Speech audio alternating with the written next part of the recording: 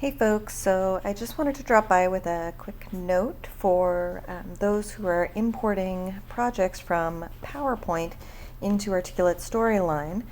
So I'm just going to go ahead and import this into my current scene really quick.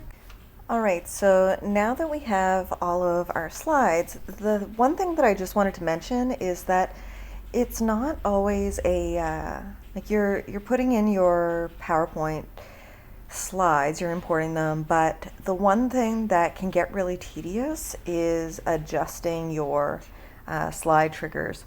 So I just wanted to hop in, call out a quick little, I guess, ism of importing from PowerPoint. So you'll see that when you import, it creates a jump to next slide when the timeline ends. So if you're just importing everything and then going in and making your modifications for an interaction, then and kind of getting that to work, and you don't pay attention to what triggers have already been added, you may want to have a quick peek at what's going on with that, because oftentimes you've got these three triggers: the jump to next slide when the timeline ends, and then the two default next and previous triggers when the user clicks or swipes.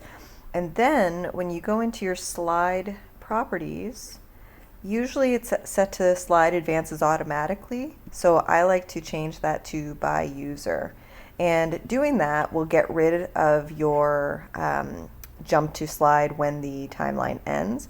You can also do this by kind of clicking on your scene clicking on the slides within the scene and changing them this way to by user. And so that way you can do it a little bit more, I guess, quickly than you could if you're going in through every single slide and doing it. Anyhow, so I just wanted to quickly hop in and shoot out that tip, and hopefully that helps in your PowerPoint importation.